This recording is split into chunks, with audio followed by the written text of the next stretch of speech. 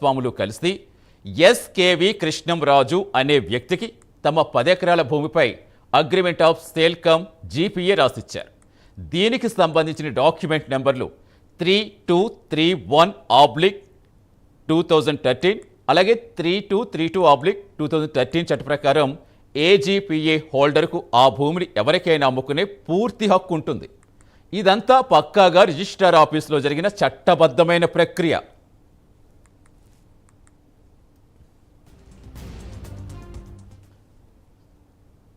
సరే, ఇక అసలు ఘట్టం 2014లో జరిగింది.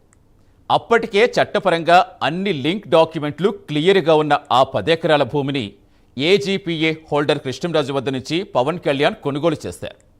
Document number 3213/2014 Shankarpalli sub registrar ఆఫీసులో రిజిస్ట్రేషన్ జరిగింది.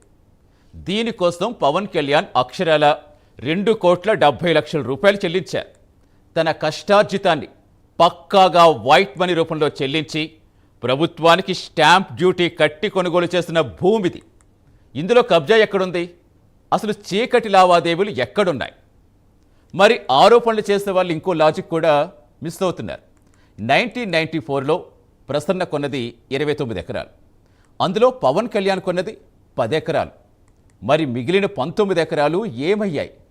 ఈసీ డాక్యుమెంట్ ప్రకారం ఆ మిగిలిన 19 ఎకరాలు 2018లో ఎన్ ఆశ్లేషరెడ్డి అనేవారు 8,82,00,000 కొనుగోలు చేశారు. డాక్యుమెంట్ నెంబర్ 12662/2018 అంటే 29 ఎకరాల లెక్క పక్కాగా సరిపోయింది. ఒకవేళ పవన్ కళ్యాణ్ చెరువు కబ్జా చేసే ఉంటే పక్కనే ఉన్న మిగిలిన 19 ఎకరాలు 2018లో వేరే వారికి ఎలా రిజిస్టర్ అవుతుంది? దీన్ని బట్టే ఇది పక్కా ప్రైవేట్ పట్టా భూమి అనే అర్థం కావటం లేదా? సరే చూద్దాం. డాక్యుమెంట్లు అబద్ధం చెప్పవు.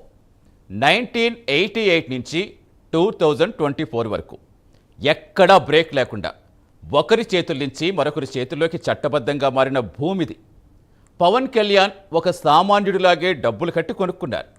కేవలం ఆయన ఒక రాజకీయ నాయకుడు కాబట్టి ఆయన ఇమేజ్ డ్యామేజ్ చెయ్యాలి అని ఏకైక ఉద్దేశంతో ఈ కబ్జా ఆరోపణలు తెరపైకి తెచ్చారు. దమ్ముంటే ఈ రిజిస్ట్రేషన్ డాక్యుమెంట్లు తప్పు అని నిరూపించాలి.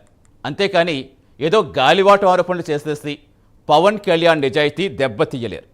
ఇది జన్వాడ భూమి వెనుక ఉన్న పక్కా లీగల్ రియాలిటీ.